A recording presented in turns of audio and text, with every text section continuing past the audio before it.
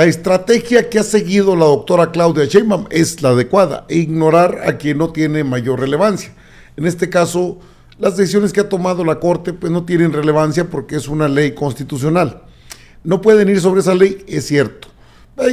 Incluso por ahí apareció Norma Piña en la Cámara de Senadores en un evento solemne, la celebración de los 200, el bicentenario, pues los 200 años de la creación de la Cámara de Senadores.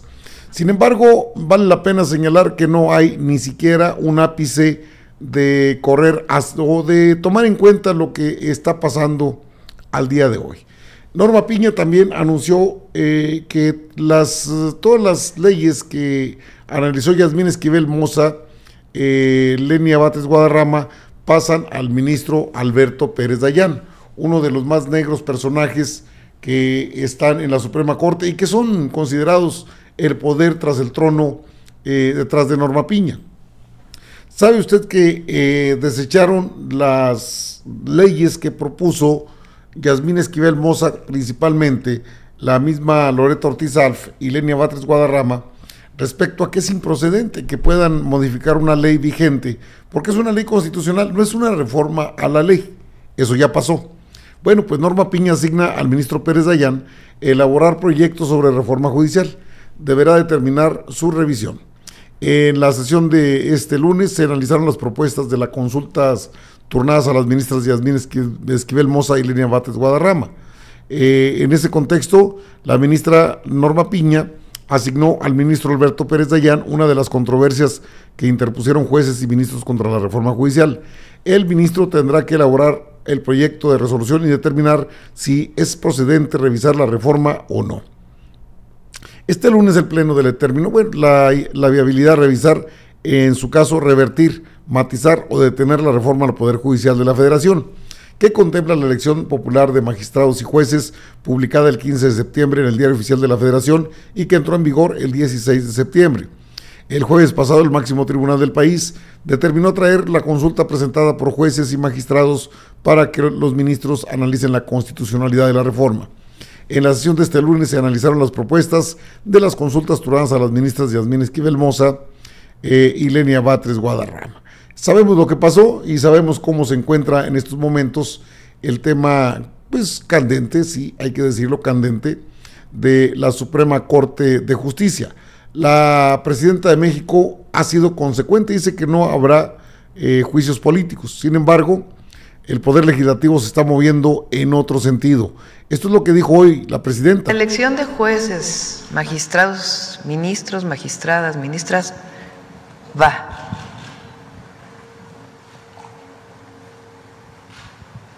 No, ya es una reforma constitucional. Ayer se enviaron las leyes secundarias para poder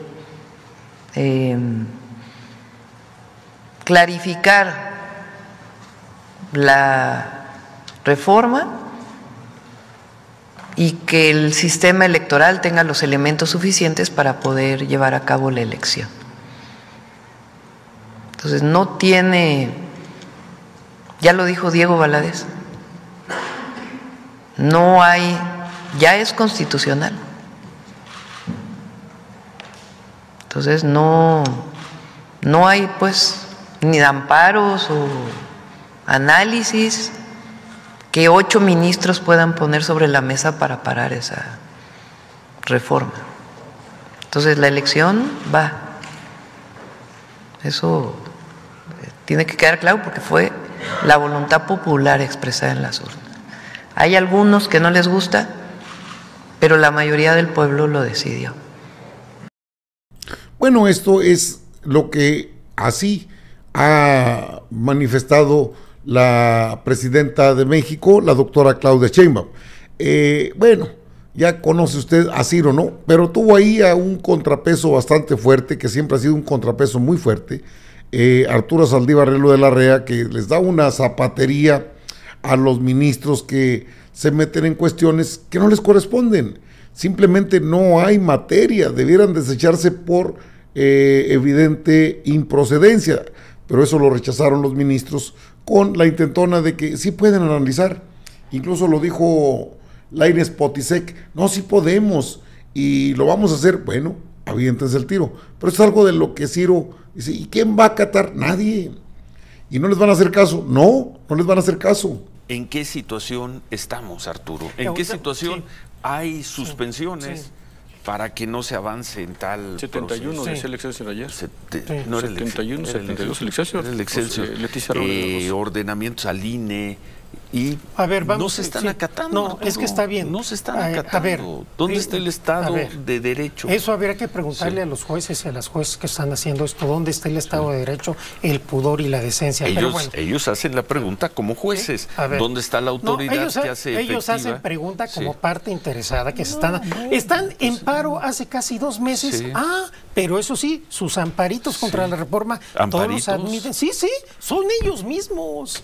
Ellos mismos amparándose. Pues se acabó el Estado de Derecho, Arturo, ya no hay Estado de Derecho. Hoy no hay Estado de Derecho en México. Por eso es necesaria la reforma judicial. A ver, ¿en dónde estamos? Si todo sale bien, dentro de 9 meses. Y sí hoy no hay Estado de Derecho. Hay Estado de Derecho. Hoy hay un juez que presenta un recurso y dicen es un amparito, entonces no se acata, se acabó el Estado de Derecho. Hay un poder judicial de brazos caídos, donde no les importa el dolor ni el sufrimiento de la gente, pero sí sus amparos, nada más. Me parece muy lamentable. Pero ¿dónde estamos? A ver, ayer la presidenta presentó las iniciativas de las 2 primeras reformas a las 2 primeras leyes, porque hay un paquete más amplio que se tiene que aprobar antes del 15 de diciembre para hacer viable la elección. Entonces, esperemos que se aprueben muy pronto. El 16 de octubre, el Senado de la República emitirá la convocatoria general.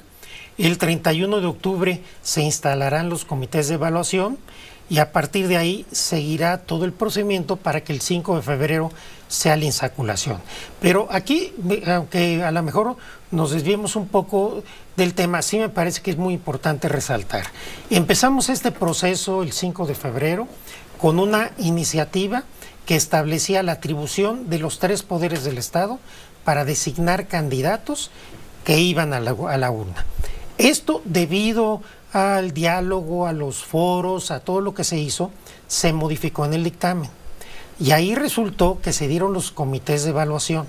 Y estos comités de evaluación como un primer filtro, con personas reconocidas, y después la insaculación, con lo cual se quita y se diluye el compromiso político partidista, porque nadie va a designar directamente o proponer directamente a ningún candidato.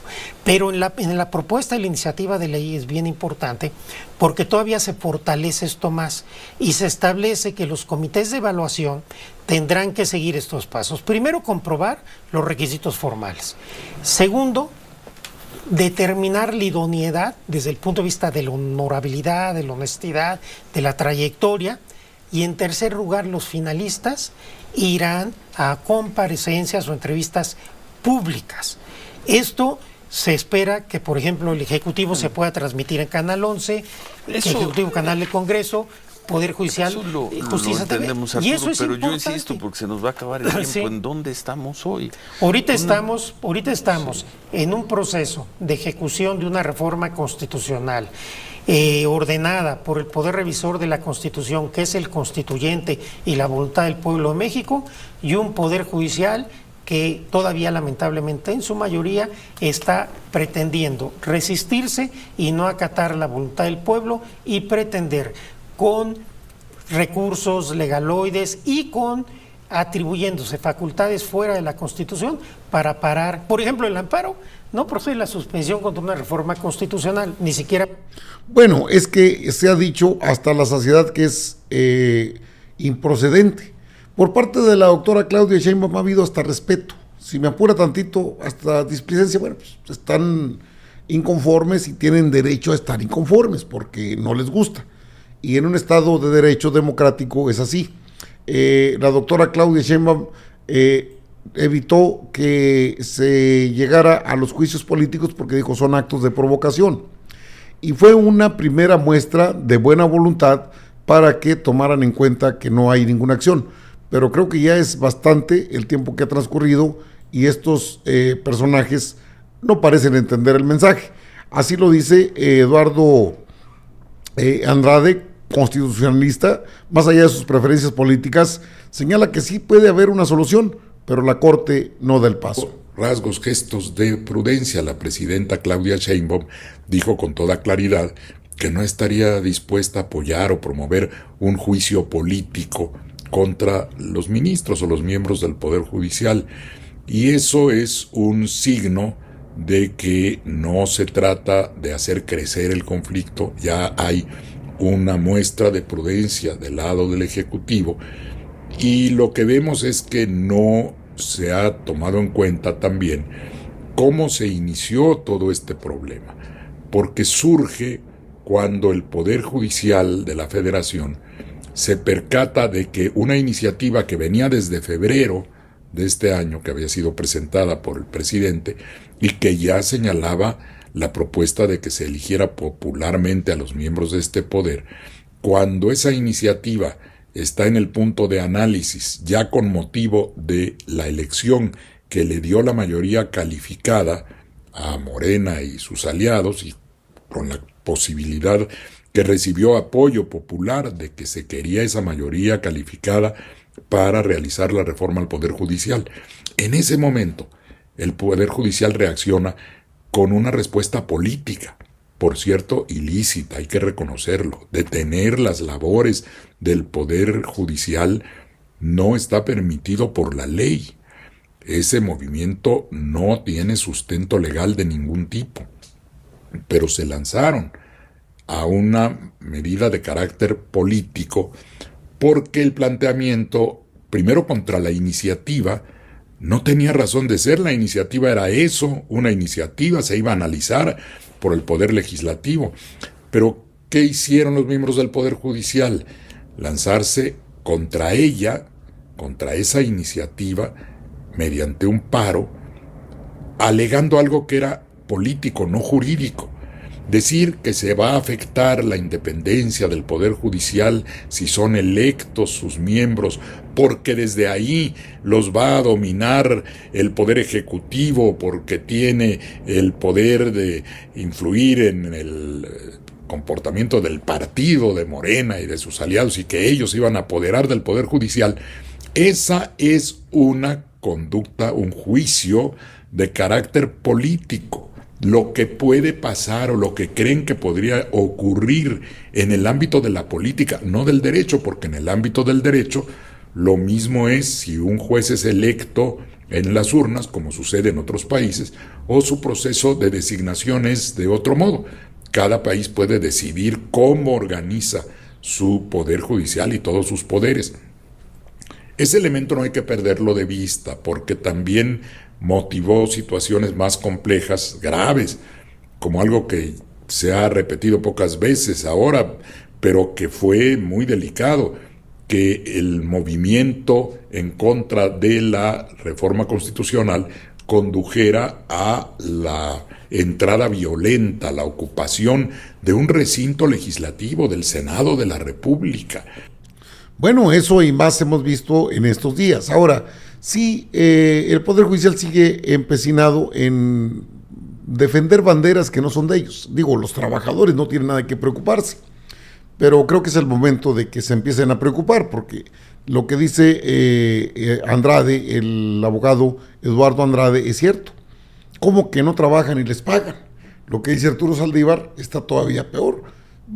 Son juez y parte. Ellos se amparan por sí mismos y para ellos mismos. Aquí no aparece para nada el pueblo de México.